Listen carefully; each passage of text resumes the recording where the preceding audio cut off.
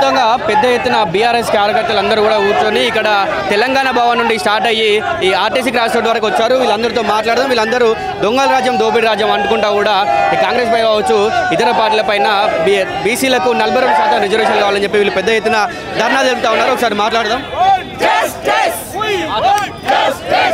42% ఇస్తామని చెప్పిన Congress party declaration చేసి ఒక పద్ధతి ప్రకారం 9th షెడ్యూల్లో పెట్టకుండా ఆర్డినెన్స్ తెచ్చి ఇవాళ వాళ్ళే కోర్టులో కేసేసి ఇవాళ బీసీలకు వ్యతిరేకంగా ఇవాళ మాట్లాడినటువంటి రేవంత్ రెడ్డి ఇవాళ ఒక పెద్ద డ్రామాలు ఆడుతున్నాడు.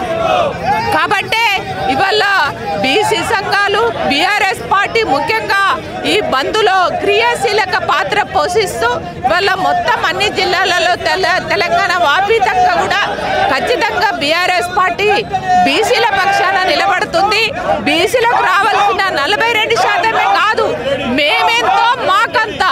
అది ఒక స్థానిక సమస్యలే కాదు, స్థానిక సమస్యలలో చట్టసభలలో ఉద్యోగాలలో విద్యారంగంలో ప్రతి దాంట్లో మేమెంతో మాకంత కావాలని ఇవాళ బీసీలందరూ కొట్లాడుతున్నారు.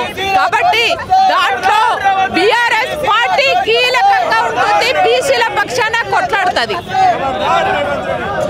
బీసీలకు ఏదైతే కామారెడ్డి డిక్లరేషన్ లో 42% ఇస్తానన్న కాంగ్రెస్ పార్టీ అబద్ధపు హామీగా నిజంగా రేవంత్ రెడ్డి నిరూపించుకుంటున్నాడు. బీసీలను మోసం చేస్తూ చట్టసభలలో ఏదైతే 42% ఇస్తా అన్నాడో అబద్ధపు జీవోలను తీసుకొచ్చి ఆర్డినెన్స్లను తీసుకొచ్చి బీసీలను మభ్య పెడుతూ కాలం వెల్లదీస్తున్నాడు. ఈ మోసాలను బీసీలు పసిగట్టారు. ఖచ్చితంగా మేమెంతో మాకంతే ఇస్తేనే సీఎం మర్యాదగా ఉంటుంది, లేకపోతే మాత్రం మీ అంత చూడడానికి బీసీలందరూ ఇప్పుడు ఐక్యమయ్యారని ఈ రోజు జరిగే ఈ ధర్నాలలోనే తెలుస్తుంది. మొత్తంగా చూసుకున్నట్టయితే ఇక్కడ చూసుకోవచ్చు బీఆర్ఎస్ కార్యకర్తలంతా కూడా ఇక్కడ కూర్చొని నాయకులు అవ్వచ్చు వీళ్ళందరూ కూడా వివాన్ జస్టిస్ అని చెప్పి అట్లాగే మాకు బీసీలందరూ కూడా న్యాయం జరగాలని చెప్పి అంటా ఉన్నారు. చూడొచ్చు.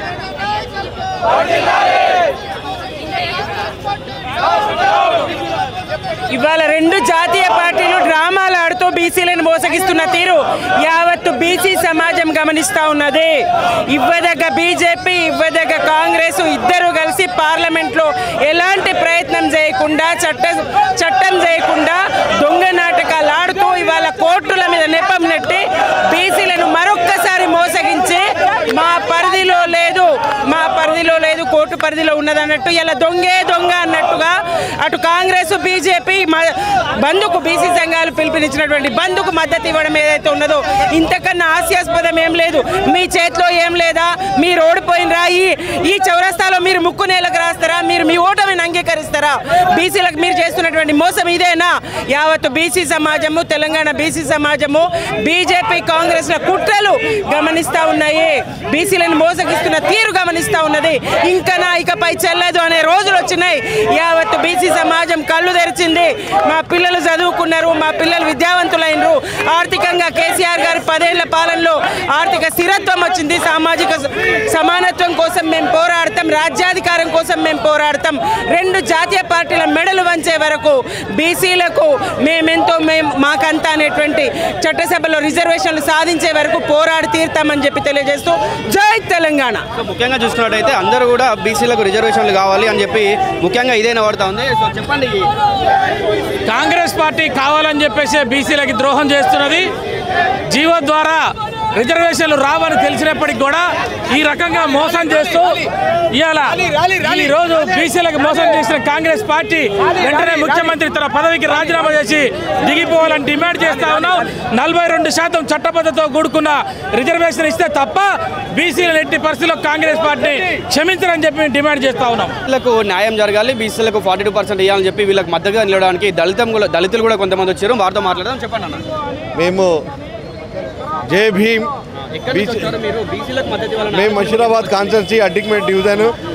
బీసీలకు మద్దతు ఇవ్వాలనే ఆలోచన మీకు ఎందుకు వచ్చింది?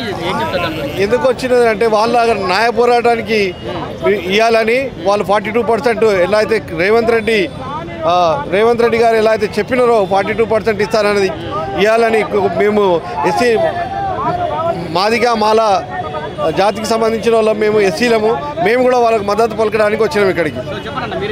మేము గాంధీనగర్ ముషీరాబాద్ నుంచి వచ్చినాము. రేవంత్ రెడ్డి గారు కామారెడ్డి డిక్లరేషన్పై కట్టుబడి లేరన్న ఉద్దేశంతోనే ఈ బీసీ బంధుకు మేము మద్దతు ఇవ్వడానికి ముందుకు వచ్చినాం. మేము సబ్బండ వర్గం ఎస్సీ ఎస్టీ. మీరు ఎక్కడి నుంచి వచ్చారు ఏంటి? మీరు ఈ బీసీలకు మద్దతు ఇవ్వాలని చెప్పి బీసీలకు అండగా నిలవడానికి మీరు ఒక సైడ్ నుంచి కూడా మాలలు అవ్వచ్చు మాదిగలు అవ్వచ్చు కలిసి వచ్చారు ఏంటి దీని వెనుక? మేము మాకు బీసీలకు మద్దతుగా మేము ముషిరాబాద్ డివిజన్కి వచ్చామండి.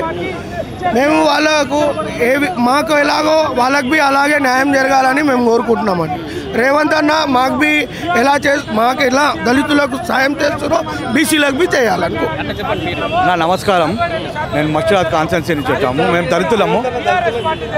ఈ యొక్క కాంగ్రెస్ కుట్రకి ఈ కాంగ్రెస్ కుట్రకి మేము కూడా మద్దతు ఇస్తున్నాం. ఎందుకంటే బీసీలకి ఎంతోమంది బీసీలు 70% బీసీలు ఉంటారు అన్ని కులాలలో. అందుకనే వాళ్ళకి 42% రిజర్వేషన్ ఇవ్వచ్చేది చట్టబద్ధంగా సెంట్రల్ గవర్నమెంట్ చేయాలి. ఎందుకంటే ఇంకా ఎంతగానో ఈ రేవంత్ రెడ్డి ఈ కాంగ్రెస్ పార్టీ ఈ బీసీలని ఎంతగానో మోసం చేస్తారు. ఎప్పటి నుంచో బీసీలు అనగదొగుతున్నారు. వీళ్ళ షేర్స్ అన్ని అన్ని రిజర్వేషన్లో జాబ్లో కూడా ఉండాలి.